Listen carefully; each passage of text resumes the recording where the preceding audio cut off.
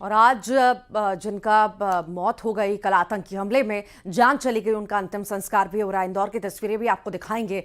यहाँ पर अंतिम संस्कार की सारी तैयारियां हो चुकी हैं और साथ ही साथ परिवार में गम की तस्वीर भी आप देख पा रहे होंगे।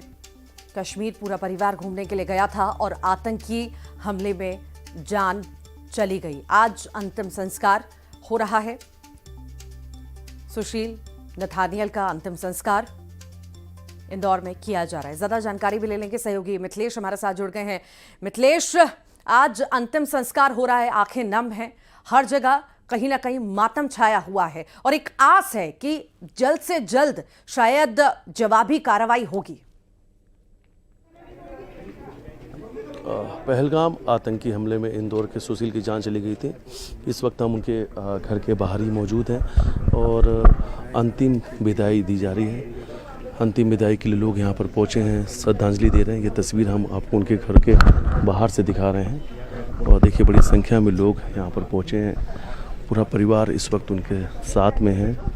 मध्य प्रदेश सरकार की तरफ से मंत्री तुलसी सिलावट, विधायक रमेश मेंदोला और तमाम बीजेपी के बड़े नेता भी यहाँ पर श्रद्धांजलि के लिए देने के लिए पहुँचे हैं। सुशील को भावभीनी अंतिम विदाई दी जा रही है।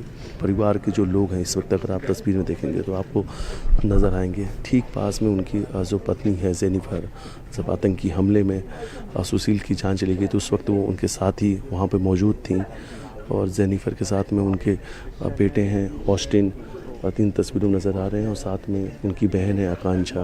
आकांक्षा व्हील चेयर में है क्योंकि उनके पैर में आतंकियों ने गोली मार दी थी और उसके बाद प्राइमरी इलाज के बाद, प्राइमरी ट्रीटमेंट के बाद उन्हें इंदौर आ गई थी। आगे का इलाज इंदौर में किया जाएगा और इस वक्त सुशील जो हैं उन्हें विदाई दी जा रही है। हर आंखें नम है और उन तस्वीरों के बाद से सिर्फ इंदौर ही नहीं, पूरा प्रदेश, देश जिसने भी उन तस्वीरों को देखा है स्तब्ध है।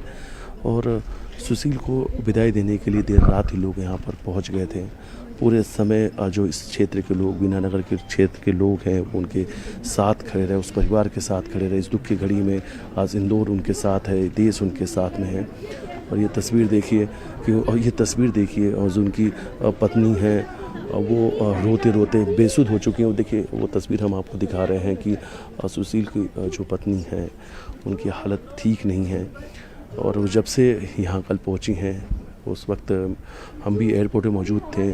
1 मिनट के लिए भी उनके आंसू जो हैं वो थमे नहीं हैं।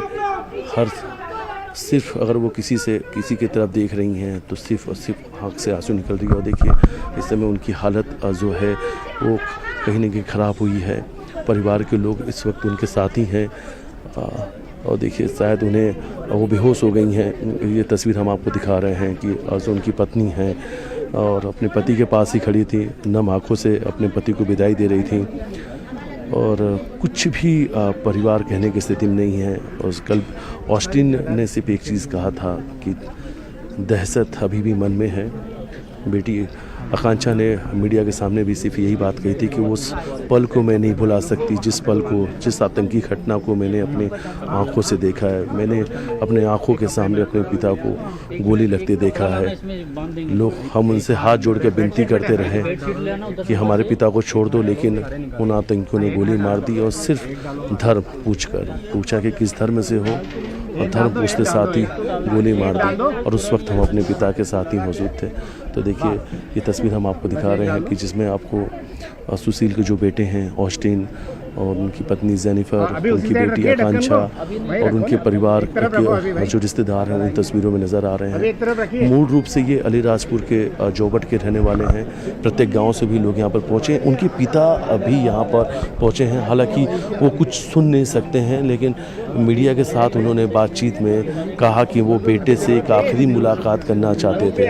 पिछले कई बार से उनका मन था कि वो अपने बेटे से मुलाकात करें, लेकिन काम की वजह से उनके बेटे घर नहीं आए और अचानक से छुट्टियां मनाने कश्मीर चले गए। और परिवार के लोगों ने कहा कि किसी को भी ये जानकारी नहीं थी कि वो छुट्टियां मनाने कश्मीर गए। अगर शायद इन परिवार का कहना उन्हें पता होता तो वो कभी नहीं जाने देते। कि उनका मानना है, उन परिवार का कहना है कि इस वक्त जो वक्फ बिल को लेकर हालात हैं, शायद इस बीच तो हम नहीं जाने देते।